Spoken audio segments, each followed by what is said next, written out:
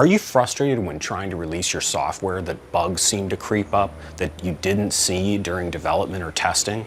Stay tuned, because today we're going to talk about using configuration management to achieve continuous delivery. Hi, I'm Jamie Edwards, and I help leaders of development teams and software companies to do a better job releasing their software, understanding what their customers need, and having a healthy environment where people can be as creative and innovative as possible. Today I want to talk about configuration management. Earlier in my career, when I first started doing software development, and I first learned how to get changes that the development team were working on into production, it was often that I'd have some sort of setting in the application or something about the service that we were selling that I didn't realize its implications were going to maybe even break the application once it got into production.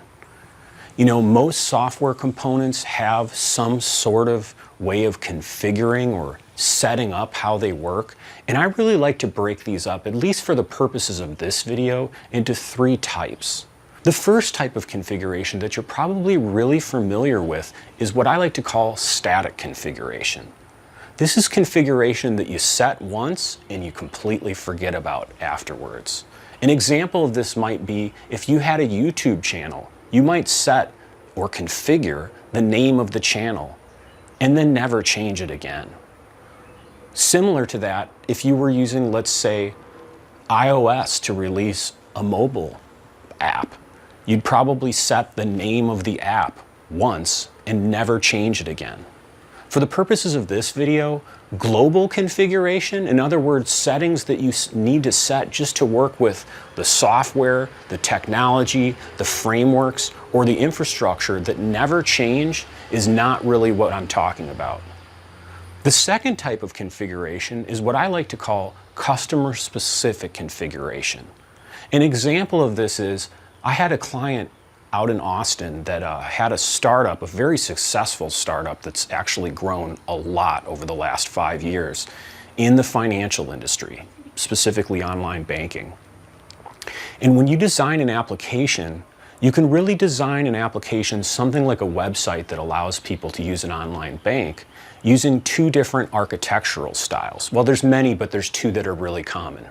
One is known as a single tenant style.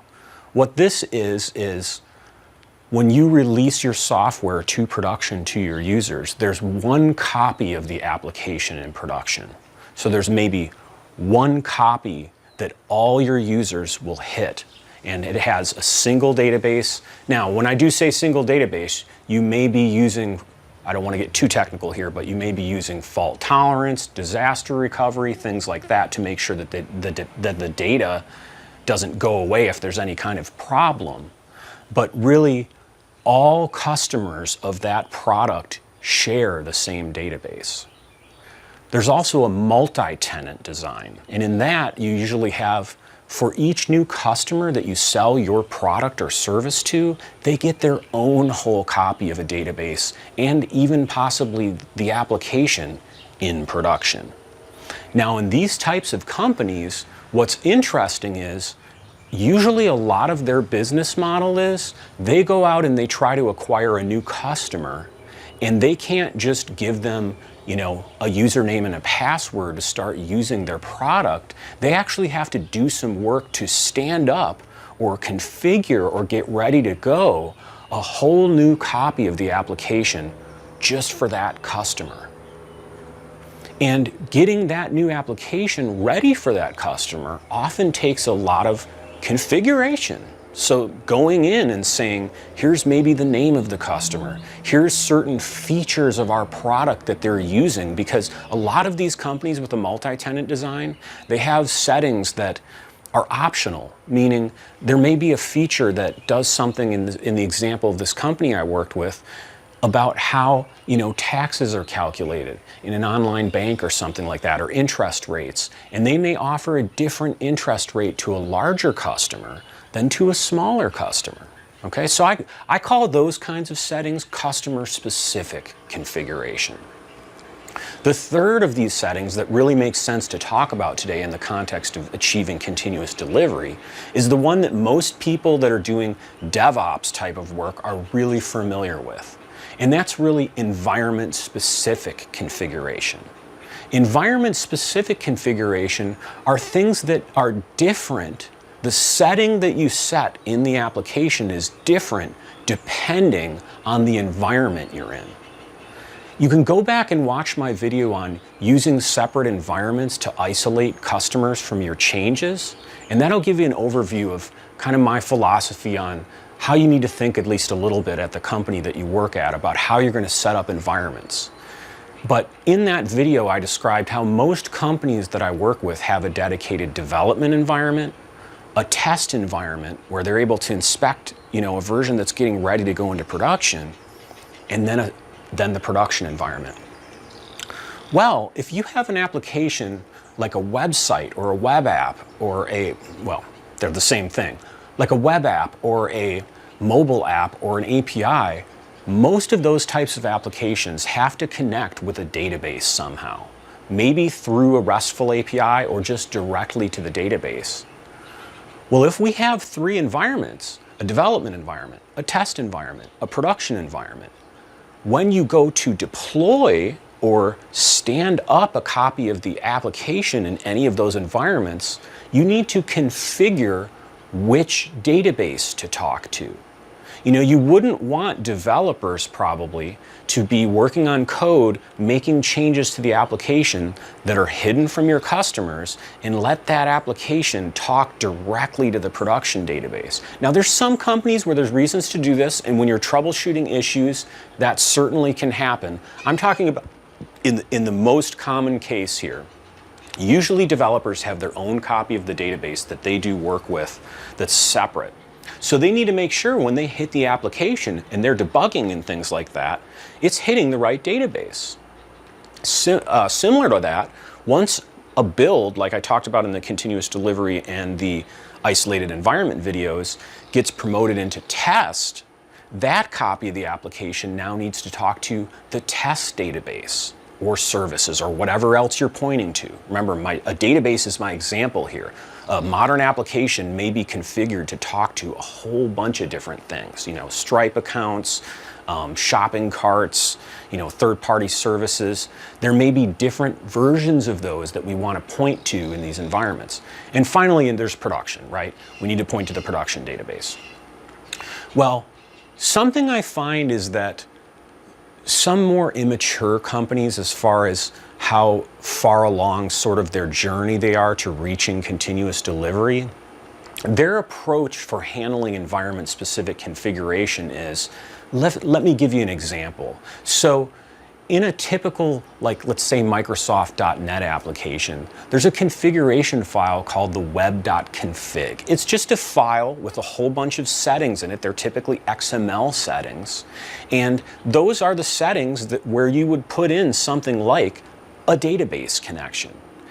And similar to web config files, if you were doing a Rails or Ruby on Rails application, there's also a database.yml file, which is used to configure for a Ruby on Rails application. How does the Rails application talk to the database? If you're doing nodejs, you might have a JSON configuration file that says where's the database. So it really doesn't matter what technology you're using or how it gets its settings, but every component that you build with software typically will have some settings that need to change depending on which environment you're deploying to.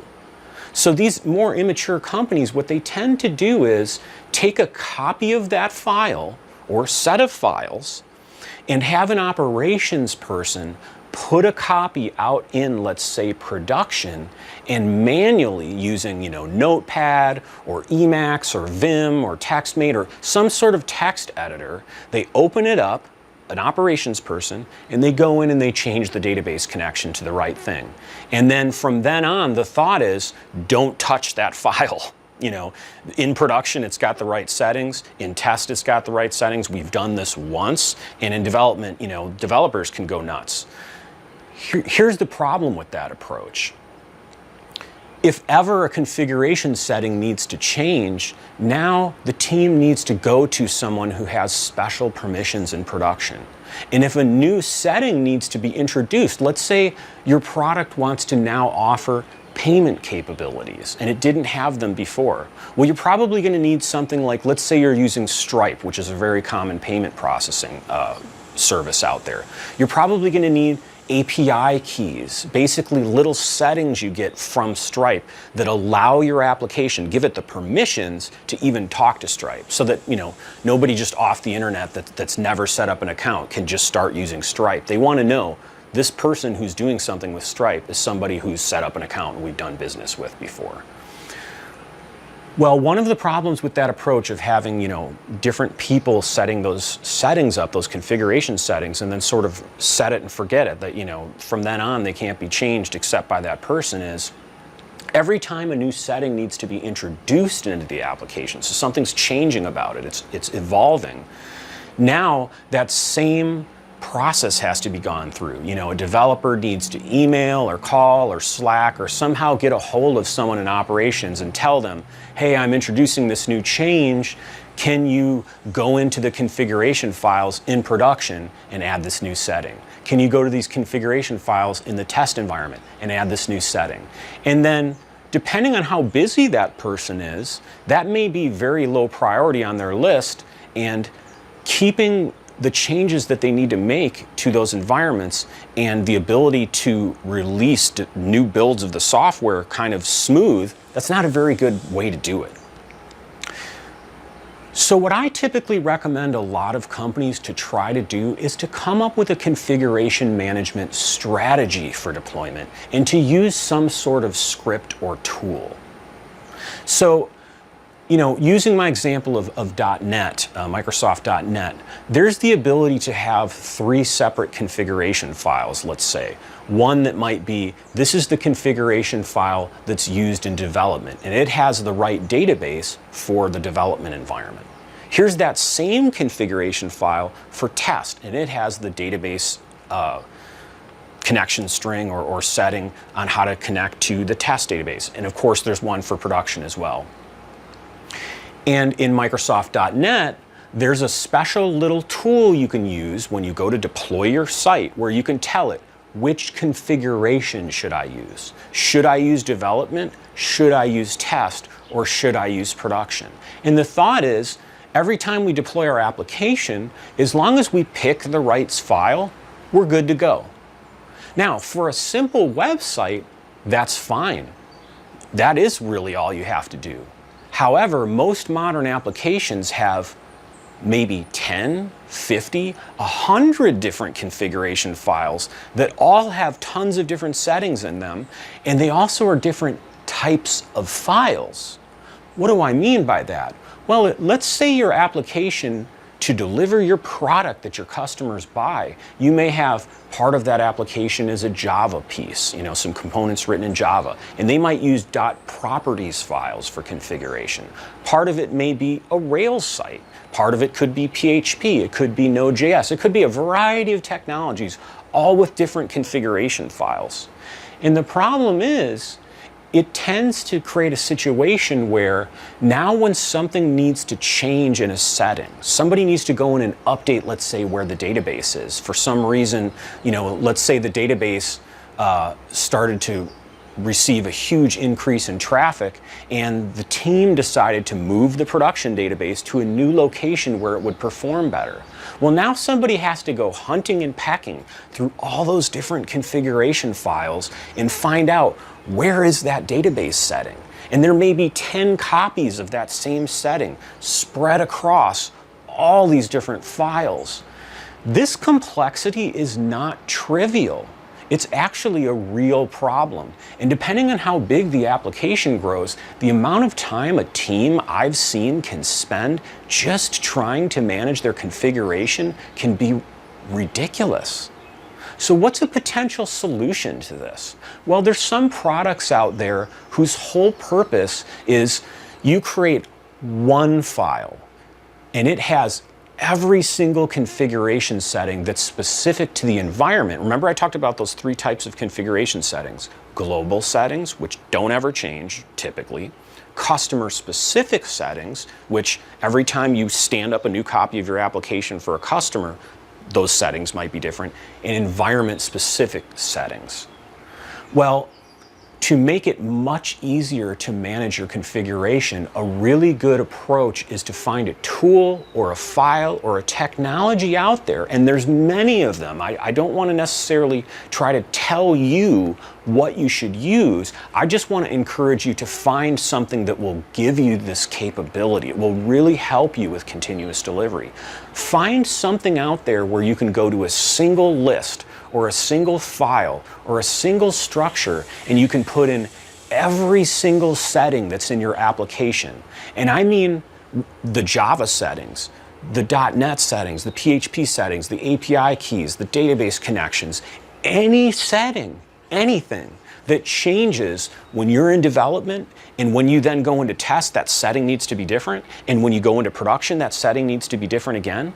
Find a technology that lets you record all those settings for development, let's say, once. So you're not repeating yourself. You don't have 50 different copies of the database setting. And one file maybe for test, and one file for production. What's nice about that is now anytime anybody on the team needs to make a change to configuration, they can simply go to that one file, and if they know, hey, the test environment, I'm going to move the database, they just find that big script or that big list, find where the test database configuration setting is, and change it. Now, as soon as you hear that, you may be thinking, well, that's great, Jamie. I've got one place to set my configuration, but how does that configuration actually get applied? I mean, this is just a file, or maybe a third-party product or service we're using. How do I take that database setting that, it's great you've given me one place to put it, and actually now put that setting in all of those other places? Because remember, if part of your application is Java, and part of it's PHP, and part of it's services, you often will have to put that connection, let's say that database connection, I'm using that as a simple example, in every single one of those files to make your system, your product work. Well, usually at that point, depending on the technology you're using, there is some sort of little component or helper or utility that will look at that master configuration file or product you're using that has everything only once per environment, and it knows how to go into each of those special types of files and change the setting. So what that really does is, now if the team needs to change, let's say, again, the database connection in the test environment or something like that, the next time you deploy your application to the test environment, those little components I just talked about, and these are usually things you either have to script yourself, you might have to use Bash or PowerShell or Ruby or something like that, or depending on, if you're using a more kind of commercial off-the-shelf configuration management product, it may do it for you. It will read that one little database setting and go, okay, now I'm going to go into this, let's say, Java properties file, and overwrite what was in the database setting in source control. Whoever stored it in source control, the developers, whatever they change it to, I'm going to overwrite it with the appropriate setting. Let's say we're deploying to test with the test environment. And then I'm going to go into another file, maybe an API configuration file. Maybe it's in nodejs and it's a JSON config file. And I'm going to find the database setting there and update it. And then I'm going to look at another file and update it. And it basically, once you set this system up, what's really nice about it now is you can very reliably deploy your application into an environment and be absolutely sure that you avoid the situation that I'm about to talk about. So, developers store their code, their configuration files, usually in source control of some sort. That might be Git, it could be CVS, it could be, Team Foundation Server, Mercurial. There's a lot of different technologies out there for storing source code or storing assets that you work on to deliver a product. Well, if a developer is working on his own local workstation, or again, if you go back to my continuous delivery video and my isolated environments videos, I talk about how there's development being done in the cloud now. That developer may need to test something out against their local database, so they're probably going to go to their local copy of the configuration file and point it to the local database.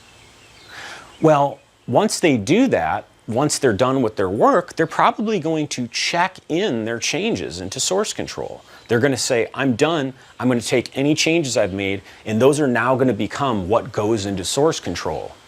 And that code is what gets used to deploy your application to dev, test, or production, or any of the other environments I talked about in the other videos. Well, we need a way reliably to make sure every time I deploy into test, it doesn't use the configuration setting that the developer checked the code in with for the database. It uses the one from that master file or master list of configuration that I talked about. So that's why it's really important that your company, if you're really going to smoothly do releasing and achieving continuous delivery, coming up with what I talked about, a master list or a master technology that you can use to store all the configuration settings that change from environment to environment to environment, and then having a way when you go to deploy to any environment for a technology to take all those settings and overwrite what's in source control. When I say overwrite what's in source control, I don't mean it actually goes to Git or goes to Mercurial and checks something in. Just once the code's been pulled out of source control and put, let's say, onto the test environment, put onto the production environment. This technology pulls that little value out of that big list from your master configuration and overwrites it. So this is really important because it avoids the situation where developers make a change, they check in their code, and then all of a sudden, next thing you know, it breaks the production environment. Hey, how come production, its configuration is now pointing to development? I mean, that would be a big problem, right? Think if you've got paying customers, they hit your API, they hit your website, they go to log in with their account and account doesn't exist, and they're all frustrated. Well, the whole reason is your production environment, it's pointing to the development database or something like that, and that user doesn't exist. I mean, it's a legitimate problem, okay? So the next thing I want to talk about just very briefly, and then we'll wrap this up, is testing the configuration, okay? So one thing that can get a lot of companies in trouble if they don't invest a little bit in is, I think it's really a good idea to have some sort of, whether it's manual or automated, and I highly prefer automated because remember, if you go back and watch that continuous delivery video, it's about reducing our cycle time, right? Reducing the amount of time from when the business has an idea until we get it in front of users. The only way we can do that is by shortening testing. Well, it's really a very good practice to write some automated tests, and whether you want to call them configuration tests or, setting validation tests, I mean, it doesn't matter what you call these, but this is what they need to do. They need to, once you've deployed, let's say, a copy of the application into the test environment, or you've just deployed to production, or you've just deployed to your demo environment, or any of these environments, right after deploying, have some tests run that hit the application and try to do something that if the configuration is wrong at all, you'll get a failure and you can surface that failure through an automated email or a test result of some sort that gets communicated across your team. But have a way to know that if in any way the configuration gets broken, everybody's notified immediately. The reason why I think this is so critical is in lieu of this, you can actually get into a situation where you could release to production and be pointing to, by accident, a test resource, and you could not know about it for 3 days. And customers are happily going along using your product. Let's say it's a bank and they're withdrawing and depositing, money using your product. Well, if that's getting stored in test instead of production and you don't find out about it for 3 days, now you've got a big mess on your hands. And that's going to kill your efficiency efficiency, and it's probably not going to be great for your brand recognition either. So I highly recommend any team that's starting to move down, the road towards DevOps and continuous delivery, that they consider investing in testing whether configuration is correct. The last thing I want to talk about is about that thing I talked about at the beginning, customer-specific configuration. So remember when I gave you the example of my client in Austin that has a financial product and they provide online banking services, and how they have a multi-tenant model, meaning if they go sell their application to a new customer, their team has to do a lot of work to prepare a new database, a new copy of the application, new infrastructure, new configuration, all these things for that new customer. Well, their application had something in the order of 2,000 configuration settings that can be turned on or off depending on what the customer bought. Okay? Here was the problem there. They had testing that they would do, the development team would do to test the product, but they didn't test the product in all 2,000 of those configurations. Meaning, let's say I have a setting that says, if this configuration is set to on, I want to give the customer a 10% interest rate. If it's set to off, I want to give them a 1% interest rate. Instead of having a way to test that rapidly and get feedback, in other words, I'm about ready to release a new version of the application. The development team's been making changes. I'm getting ready to release it. They didn't have tests they could run in the test environment that would say, set the interest rate to 10%, run all the tests, and make sure that the numbers look right for 10%. Then set the setting to 2% or 1% or whatever the lower interest rate is, run those same tests but expect a different result and make sure it works in both configurations. Rather, what this client would do is, every time they had a new customer, they would stand up that new production environment before they let the customer in, set all the configuration settings, and spend literally 2 to 6 months of a team of 4 to 6 people's full-time job testing that specific configuration and making sure it works. Now that's a lot of money just to do testing.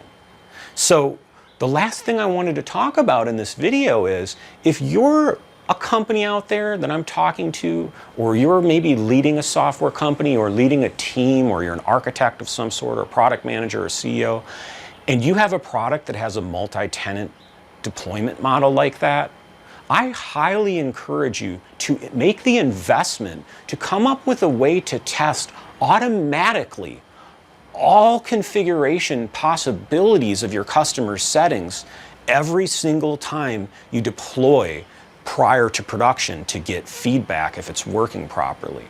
Now, when I suggest this to clients sometimes, they look at the work involved and they go, well, this would take our developers 6 months to a year to write automated tests for all, let's say, 2,000 of my configurations. And that is absolutely true. They've dug themselves, unfortunately, in a bit of a hole because of the complexity of their product, and the only way to get out of it is to further invest in automating all those settings. However, if it takes you a year even to write automated tests for all those settings and all the options of combinations of this is on, this is off, and this is on, does everything work? This is off, and this is on, does everything work? Once you've written those tests, you can run them and often get feedback in under an hour. And basically, for the same value to your team that the test team that may have been, like I talked about, 4 to 6 people spending 2 to 6 months, you can get that in an hour. The same feedback. Is this build good to go for this configuration? So, last time I'm going to say this, but I highly recommend that if your product has anything about it that can be configured differently depending on who the customer is, or what features they've purchased, or what they've turned on and off, invest in the automated testing to test all those configurations, and it will pay you back huge dividends in efficiency and really reduce that cycle time. So hopefully you really like this video. I hope this helps some people who have single and multi-tenant models out there. And if you liked it, please give me a like down below and subscribe to the channel. And if you have any feedback or you're thinking, you know what, there's some situations I've run into, Jamie, where your scenario you're talking about don't work. You know, I've been doing this for 20 years, and I know in all the different companies I've worked with through consulting and product development, I've gotten exposed to a lot of things, and I think I've seen some patterns that are pretty consistent, but there's no way anybody can know all this stuff. You know, we're all learning, I'm still learning. So share your thoughts below and let me know some of the unique situations you've run into and where you've had to deal with configuration situations. Maybe I can share some insight to help you, and maybe you can share some with me. So until tomorrow, thanks.